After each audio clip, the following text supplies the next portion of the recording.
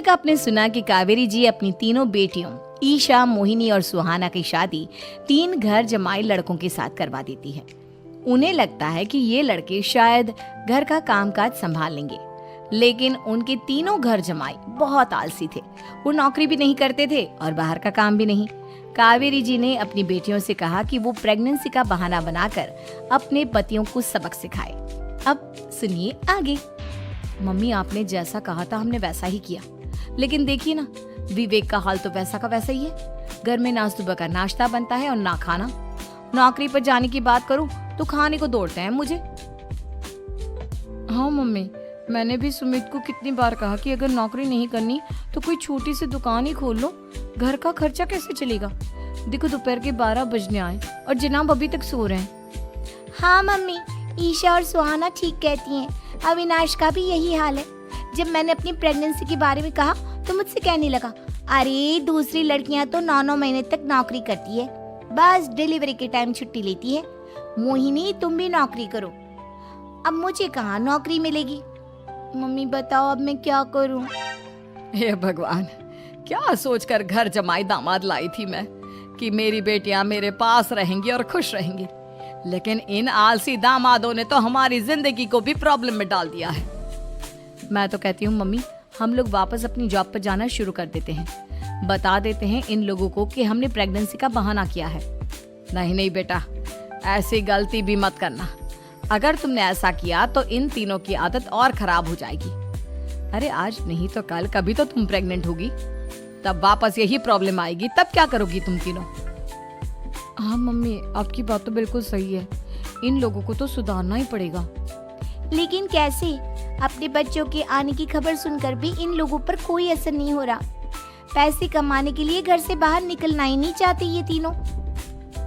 अब मेरे दिमाग में एक प्लान आया है। तुम तीनों चिंता मत करो, उन तीनों को बुलाओ, फिर मैं बात करती हूँ।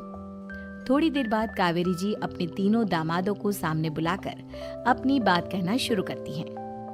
अविनाश, सुमित और विवेक, देखो बेटा, मैं ना तुम तीनों से बड़ा प्यार करती हूँ, इसीलिए तो तुम्हें घर जमाई बनाकर रखा है मैंने।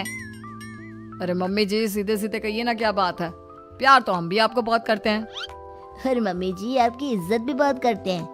अरे भाई, आपके जैसी सास और कमाने वाली बीवी सबको मिलती है क्या?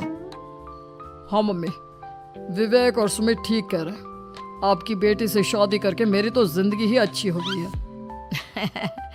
जानती हूँ मैं, और ये भी जानती हूँ कि तुम तीनों अपने अपनी बीवियों से बहुत प्यार करते हो।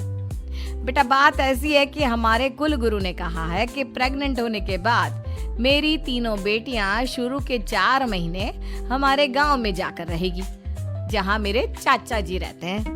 अरे लेकिन क्यों मम्मी, गांव में जाकर रहने की क्या जरूरत है इन तीनों को? वो क्या है ना बेटा, हमारे परिवार को एक श्राप है।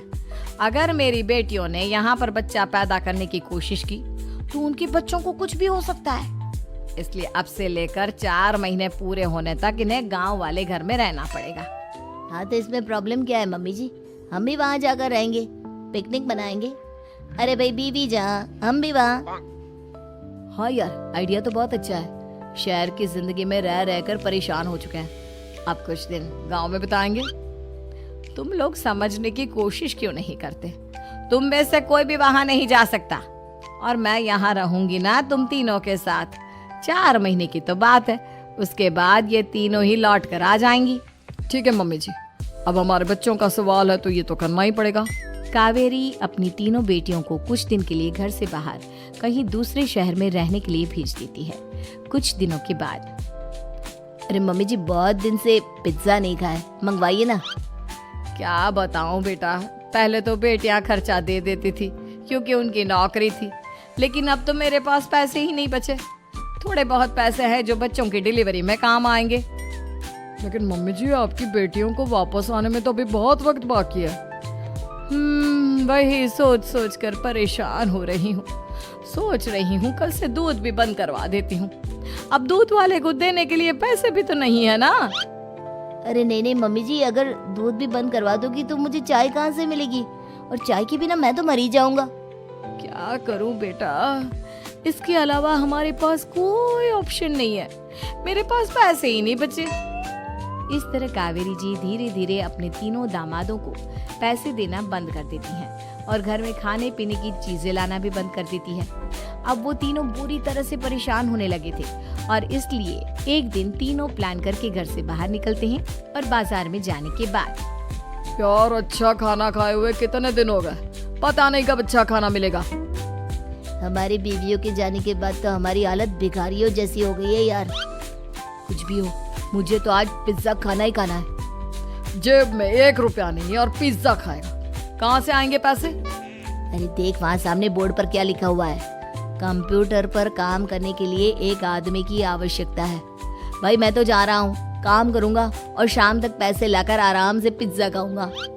जा जा, तुझे कोई काम नहीं देने वाला, हम तो घर जा रहे हैं। चल भाई सुमित और अविनाश वहाँ से चले जाते हैं और विवेक उस कंप्यूटर शॉप पर सारा दिन काम करके 5,000 रुपए कमा कर घर लौट कर आता है और अपने खाने के लिए अच्छी अच्छी चीजें भी लेकर आता है।